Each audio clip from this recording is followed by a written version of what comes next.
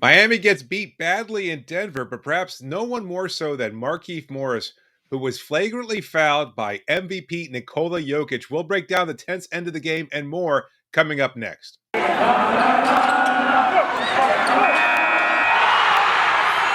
are Locked On Heat, your daily Miami Heat podcast. Part of the Locked On Podcast Network, your team every day. Hello, Heat Nation. It's a Tuesday edition of Locked On Heat, your daily podcast covering all things Miami Heat. However, you may be listening on YouTube, Odyssey, or your favorite podcast app. Thank you so much for making Locked On Heat your first listen every day. I'm David Ramil. With me, as always, is my co-host Wes Goldberg.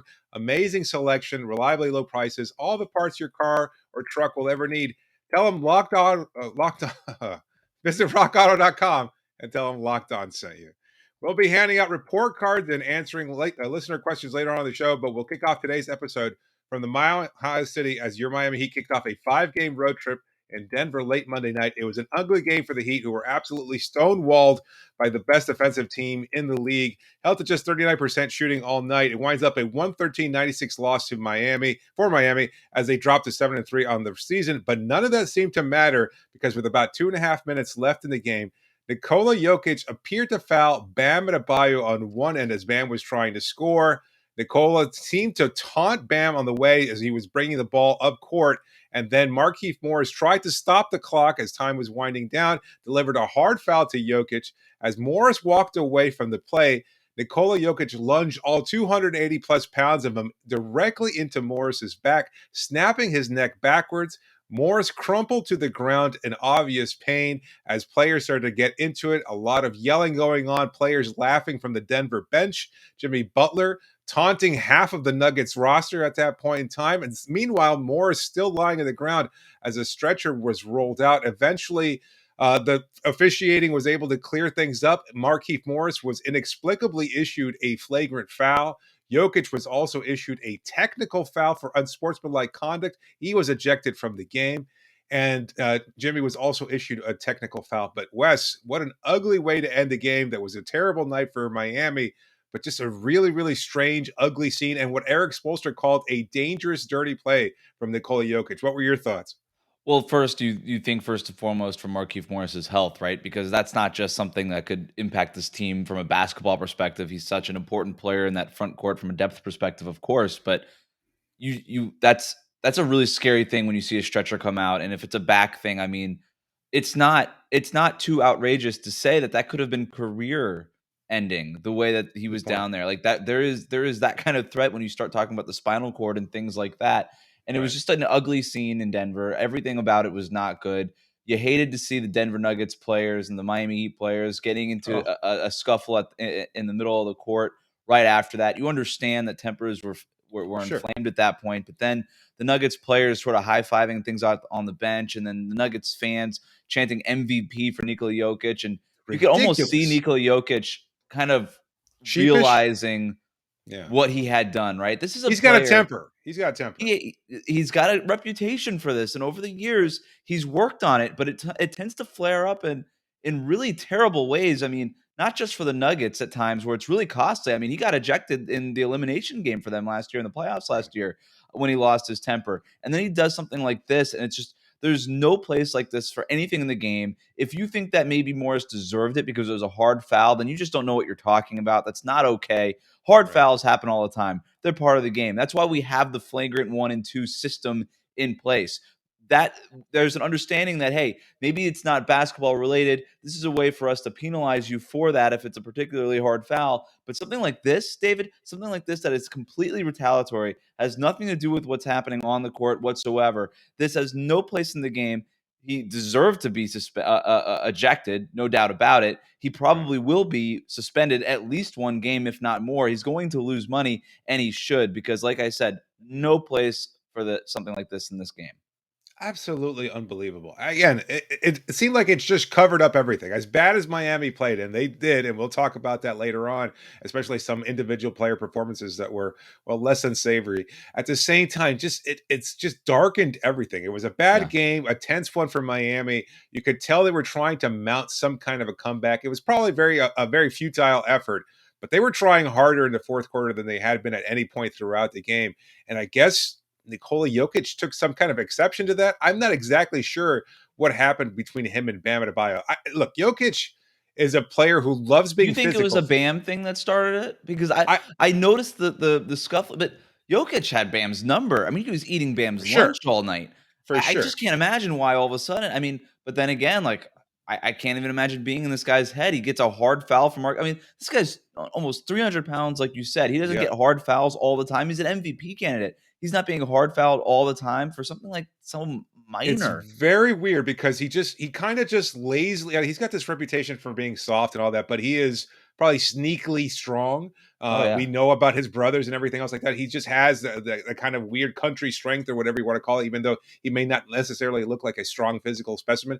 But he just kind of drapes his body all over you, puts pressure on opposing players, and then whenever anybody makes contact with him, he's flailing about like he's never gotten a foul in his whole life.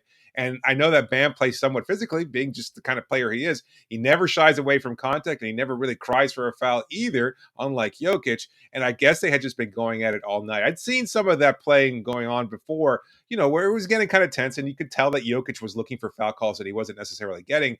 And then he kind of got his measure back when he blocked Bam's shot attempt at the other end, and that kind of led to the taunting, as I mentioned. So maybe there was some of that tension going into it as Morris kind of yeah, laid into him. But as Spoelstra said after the game, it was just a take foul. It wasn't that big a deal. I didn't even notice it as it was taking place. And then all of a sudden you see just Jokic lose his cool and completely attack Morris when his back was turned. That was yeah. a I chicken mean, shit play. Like, I mean, I never really attack players like this because I understand it's a tense game and there's always going to be some tension running, and it's just a physical nature of the game. But what the hell was that? It was just absolutely ridiculous. I'm sorry, I'm losing my cool here. no, it's fine. I mean, just I'll watch my back here, but I Yeah, you better. I don't like I said, there's no place for it. I don't like Shaq, LeBron, big guys like this that take fouls all the time will always say, "Hey, just because I get fouled, it doesn't look like it's a big deal. Doesn't mean it wasn't a really hard hit, right? It's just that I'm huge and I don't move the same way other players move." So maybe Maybe. there's some of that. Maybe Markieff Morris really did just lay into Jokic. Maybe Markieff Morris was super upset that the Heat were down 20 points and he just wanted to take it out on the guy who was beating their butts pretty bad in the paint. Uh, Maybe all of that is true. Maybe. I don't think it was. I watched the replay several times. I don't think it was that hard of a foul. Let's Yeah. just say it was all true. Still, no reason for Jokic to do what he did. There's still no reason for Jokic to do what he did. Yeah. I think the NBA has to come down hard on this because Without a Eric doubt. Spoelstra said this after the game. Had Markieff Morris actually been facing Jokic, it could have been worse. It looks really bad when you take the cheap shot from behind and he's not expecting it. But God forbid he was actually looking at Jokic and Jokic gets him in the throat, the esophagus, or something like that, or in the chest, and then he flies back, and he hits the back of his head, and he has a concussion or something worse. Sure. Like it could have been a lot worse. Oh, it would have But been a just the fight for nature sure. of I mean, Morris isn't oh going to yeah, just watch Jokic as he comes up to him and goes, "Oh, look, he's going to deliver a haymaker. I might as well well, I just don't think stand here anybody and is do it." expecting it. I think everybody maybe expects him to make the two things, and then Will Barton or somebody comes around and does the fake like tough Sure. guy thing, like Yeah, yeah. save him. I think like you never expect anything like this to happen. To But your he had his point, like back even if he turned. Yeah. was right in your face, but the cheap shot nature of it, the NBA has to go. They have to do that. They have to go hard on this, especially because it's early in the season. You just can't let somebody like well, it doesn't matter. You can't let an NBA player, let alone an MVP, let alone a star player, but especially a star player with so many eyeballs on him, get away with something like this with just some sort of minor penalty. You just can't. I think it's going to be at least a 1-game suspension. It probably should be more.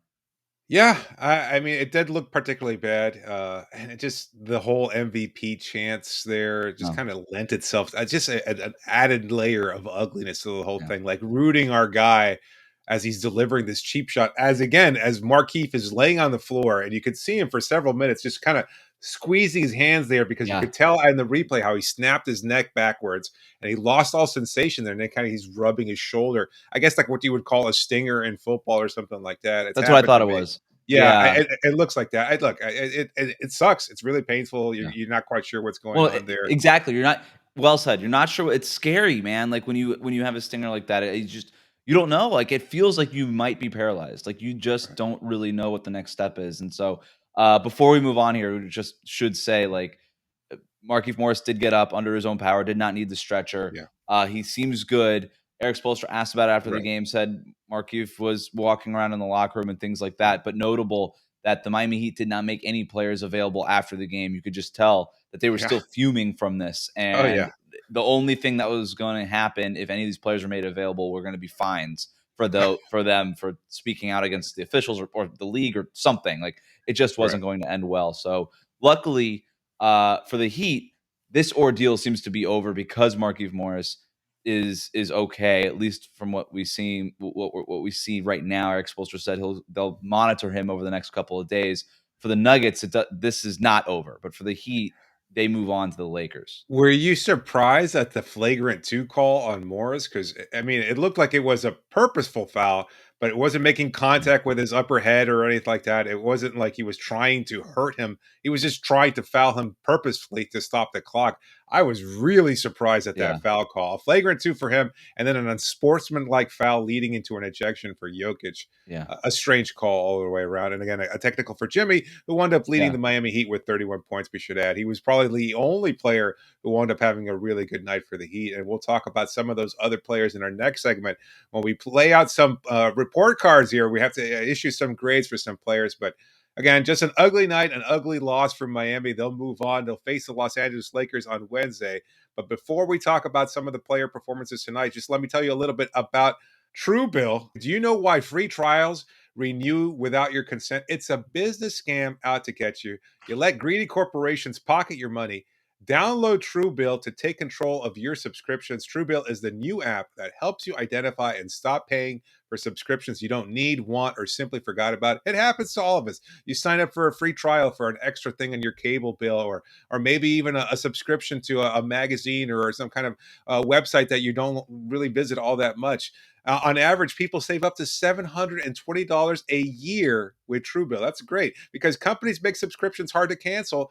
Truebill makes it incredibly simple. Just link your accounts and Truebill will cancel your unwanted subscriptions in one tap. They've helped over 2 million users and they've helped save them over $100 million. Save hundreds instantly on everything from car insurance to your monthly cable bill. Don't fall for subscription scams. Start canceling today at truebill.com/LockedOnNBA. Go right now. That's truebill.com/LockedOnNBA. It could save you thousands a year. Truebill, that's TRUEBILL.com/LockedOnNBA. And let me tell you again about Prize Picks. We've been telling you about them lately. If you're an NBA fanatic, you've probably heard about Prize Picks. And if you've not, let me tell you, their daily fantasy made easy. It has the best NBA DFS prop game on the market, offering more NBA props than anywhere else, and offers all the superstar players as well as bench players, only recording a handful of minutes each game. All of your users that deposit and use your promo code will receive a 100% instant deposit match up to $100. Just be sure to use the promo code NBA. You pick 2 to 5 players and an over-under on their projections, and you can win up to 10 times on any entry, and it's just you versus the projected numbers. Use the award-winning app on both the App Store and Google Play. Entries can be made in 60 seconds or less. It's that easy. Don't hesitate. Check out prizepicks.com and use the promo code NBA and go to your App Store and download the app today. Prize Picks is daily fantasy made easy.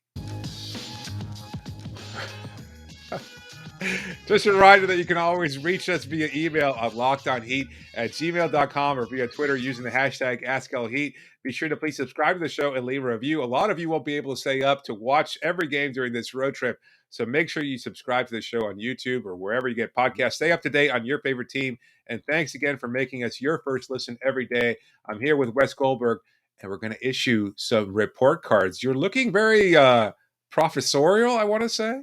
That's what I'm going for. Thank you. Should also tell people that Wednesday night after the Lakers game, we will have a live stream here on YouTube. We did it last week after the Mavericks win, hoping for some similar results and similarly awesome support.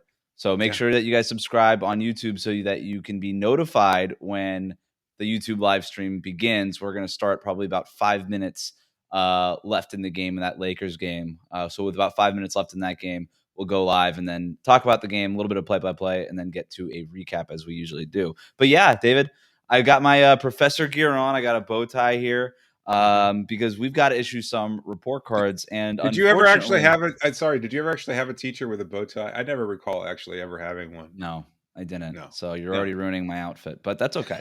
That's all right.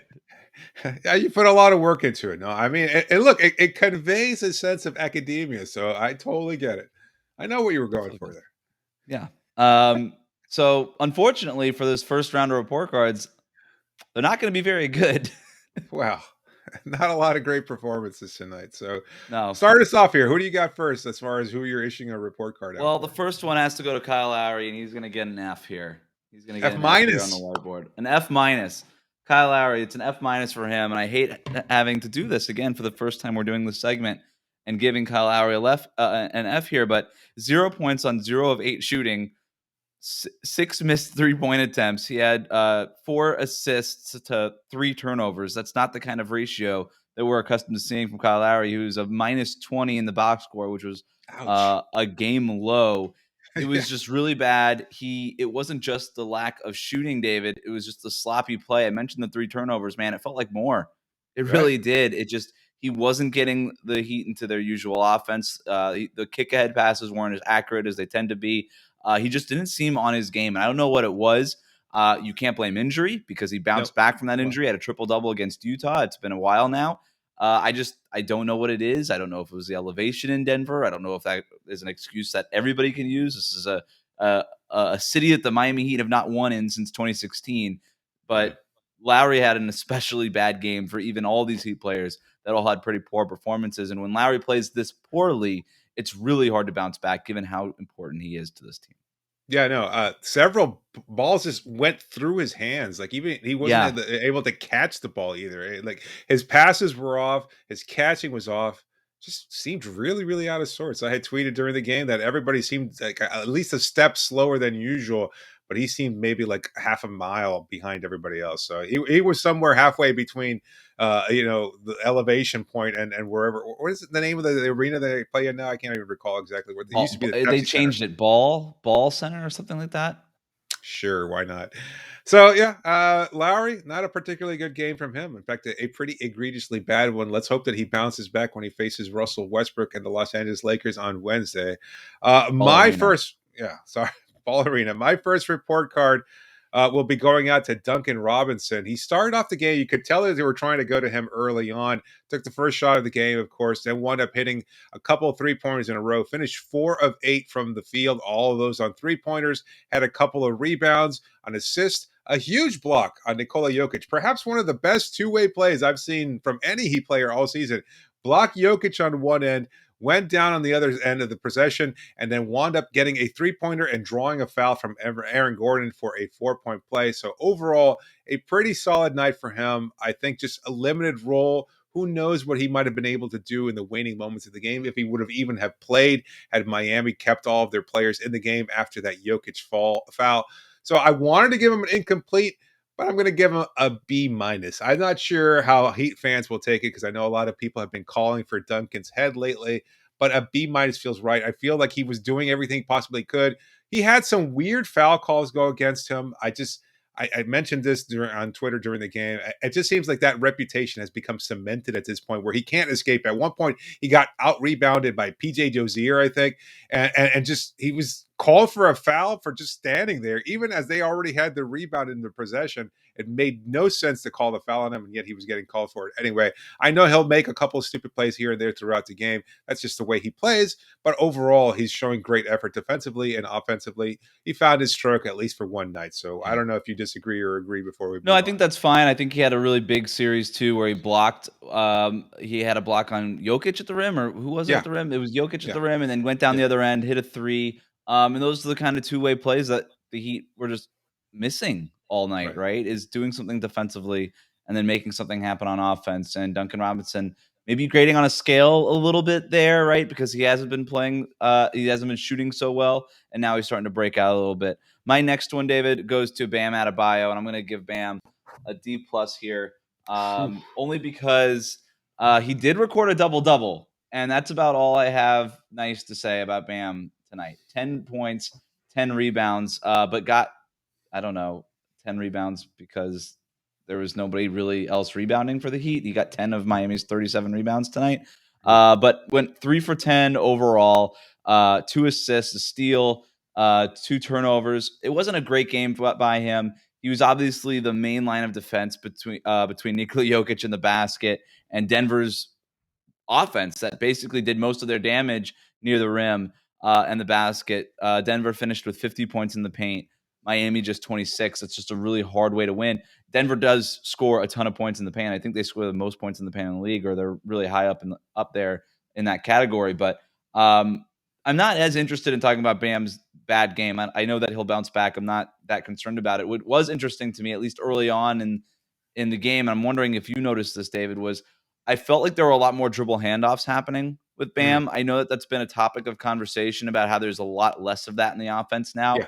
It was some of that stuff with Duncan Robinson, Kyle Lowry, etc., but also a lot of it was just to trigger him getting to the roll. And I thought it worked early on. Obviously, the Heat got away from it as the game got away from them.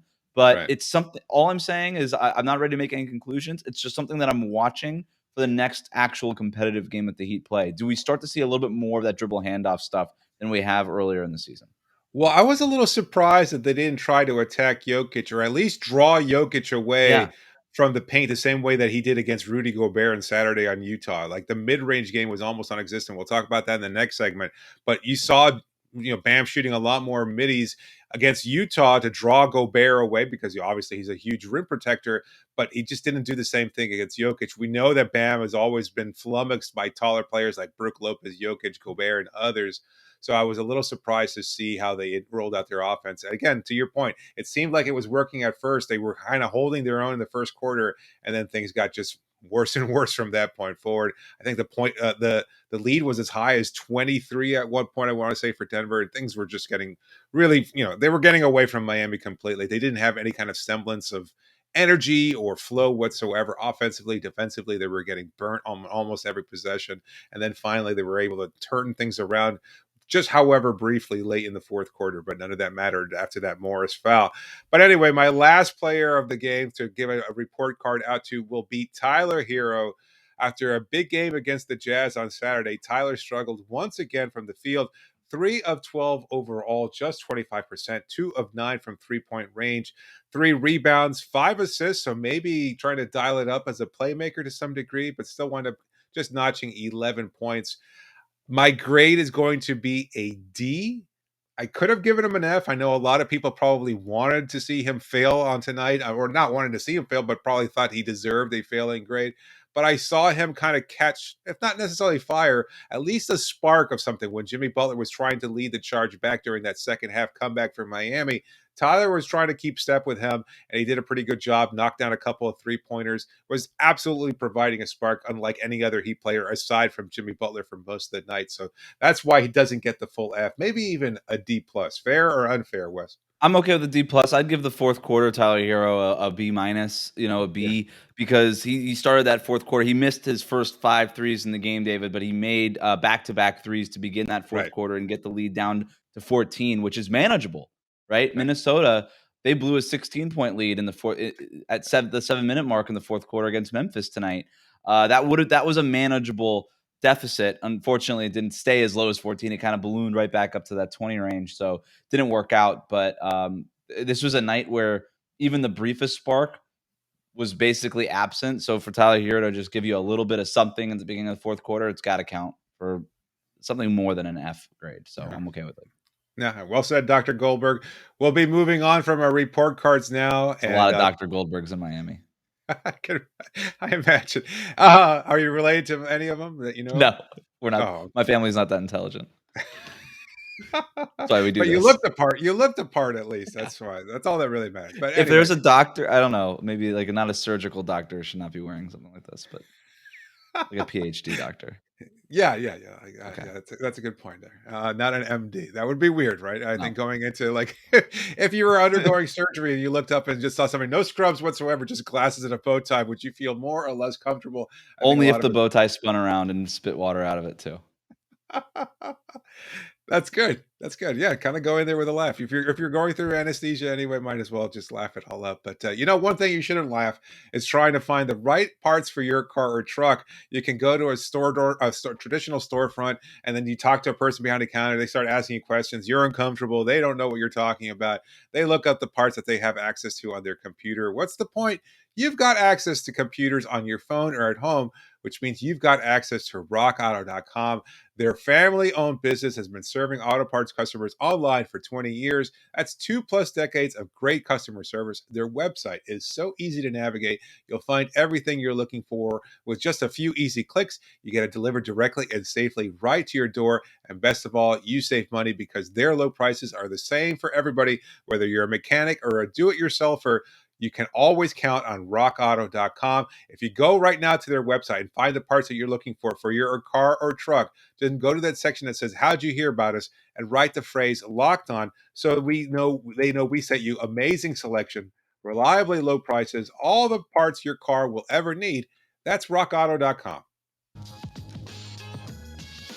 Thanks again for making Locked On Heat your first listen every day. We're wrapping up today's episode talking about the 113-96 loss to the Denver Nuggets. An ugly game, not particularly. Again, no real semblance of a flow. For all the offensive potency that Miami displayed against the Utah Jazz on Saturday, and have done for so much of the season, and defensively, the same thing. They've been able to limit opponents to under 100 points. That was not the case. It was the exact inverse of that. And Miami was completely negated from doing anything that they felt comfortable with. I think they had very few, if any, fast break opportunities. I think they wound up scoring, what was it, fast break points? I can't see it here. 15 for Miami. That was mostly in Right. the second half again, as they were trying to capitalize on some of those 3-pointers, those Herro 3-pointers that you mentioned in the previous segment. Just not their game at all. They just were taken out, reduced to a half-court offense. And in that half court, they weren't particularly effective either. Their 3-point shooting was solid. Again, mostly later on in the first half was woeful. But their mid-range game, especially Tyler Herro's, again, Bam Adebayo, Jimmy Butler, all these guys that thrive in the mid-range weren't able to hit on those shots. Only 5 made field goal attempts from the mid-range, other than 3-pointers or points in the paint. They didn't really have much else going for themselves offensively, and not really getting to the line much aside from Jimmy Butler, who was consistently good at being able to get to the line. What did you see from Denver's defense that was Yeah. able to limit what Miami did offensively? I think a lot of the credit has to go to Denver's defense. This is one of the top-rated defenses in the NBA. Mike Malone does an awesome job with them, and they had scouted Miami well. We have talked Yep. about teams that have given the Heat offense fits this season over the last week or so. There are teams that are able to put a lid on the transition game a little bit. The Yep. Nuggets certainly did that, like you talked about. Only 15 transition points. I think 3 of those were in garbage time because I was looking at that stat. I think it was 12 for most of that fourth quarter. And that half court, like they just took them out of everything they wanted to do in Right. their half court sets. They weren't getting the pick and roll stuff that they're accustomed to getting. Jimmy Butler, Bam Adebayo, they were having a hard time getting downhill. And the thing that Right. I kept finding myself going back to, David, I kept thinking about this during the game was, boy, it really feels like Miami could use one more like legit 3-point shooter, right? Because Duncan Mm. Robinson had it going tonight, but Tyler Herro, he's a good 3-point shooter. He's shooting 40%, at least before this dud of a game. He was shooting 40% from 3-point range. Max Strus, I know, is coming back eventually. We should mention that he was warming up before the game. It looks like his return could be Listed sooner as than maybe we questionable, originally thought. upgraded to Yeah. questionable before the game. Yeah. So maybe he plays in one of these LA games. We'll see. But even Mhm. with Strus, I mean, he's a good 3-point shooter. He's not exactly proven. Right. I know you and I have talked about backup point guard, maybe another big man or something like that. But I'm starting to wonder if there's another 3-point shooter out there available when it becomes trade deadline, buyout market type of season, if that's something that they should be going looking in that direction. Because if teams are going to start scouting this hard, especially come playoff time, it feels like they could use one more shooter to sort of loosen up the offense, especially in the half court. Yeah, and I forgot to mention when I was giving him his grade earlier, but Duncan Robinson picked up 3 early fouls in the first half, Yeah.